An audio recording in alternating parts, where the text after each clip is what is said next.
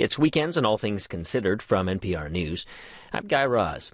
There are probably few people in the world who know more about the life of Jesus than Bart Ehrman.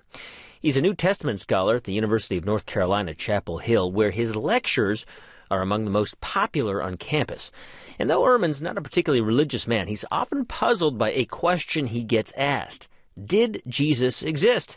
So he decided to answer that question in his new book, and fittingly, it's also called Did Jesus Exist? Bart Ehrman, welcome to the program. Thank you. Let's start with a premise of your question, because I hope I'm not giving anything away. Your answer is yes, Jesus did exist. Yes, that's right. You don't have to get to the end of the book to get to that answer. But why did you feel like the question needed to be answered at all? I mean, is it in serious dispute?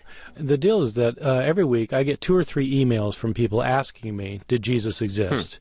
And as I started doing some looking into the matter, I realized there is a large contingent of people, largely on the internet, but also writing books, claiming that, in fact, Jesus never did exist, that he was completely made up by the early Christians.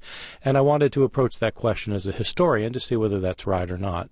These are people you call mythicists, or I guess they call themselves mythicists. So what is the argument that they make? Well, there's several arguments that when you just look at them plainly, they look fairly plausible. Jesus is never mentioned in any Roman source of his day.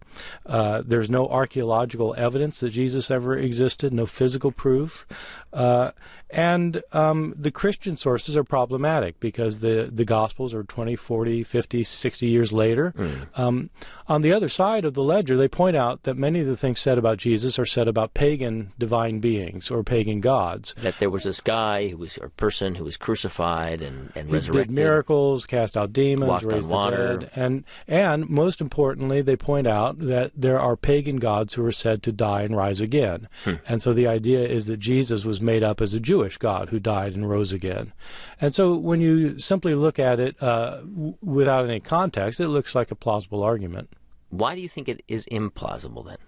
A lot of the arguments don't really count for anything. I mean, the fact there's no archaeological evidence for Jesus doesn't really matter, because there's not archaeological evidence for hardly anybody who lived in the ancient world. Abraham, and on and on. Well, or the 60 million people who lived in Jesus' day. So what I do in the book is I marshal all of the evidence.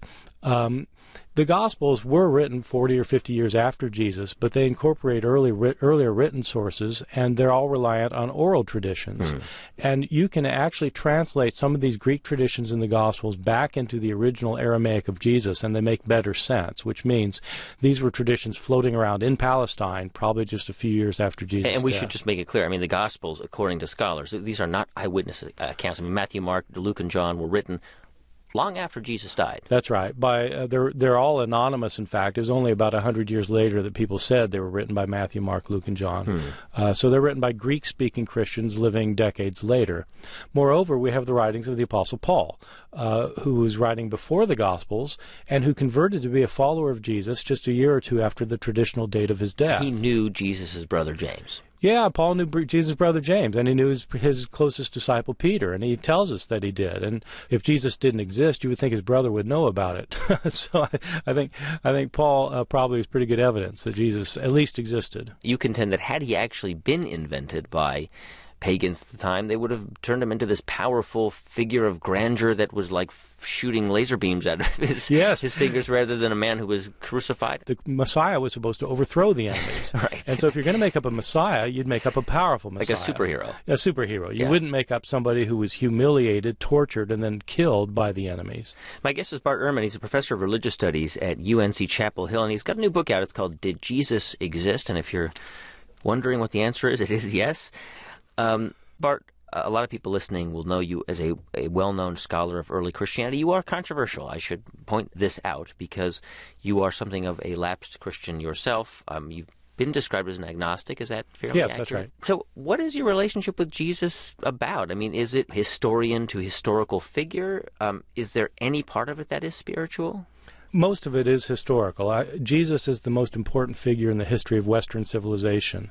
And so people ask me, well, why would you be interested in somebody you don't believe in? I mean, he's tremendously important. So, I mean, is Jesus to you what Lincoln is to Doris Kearns Goodwin, or, you know? To a large extent, although I must say that I continue to be attracted by the teachings of Jesus.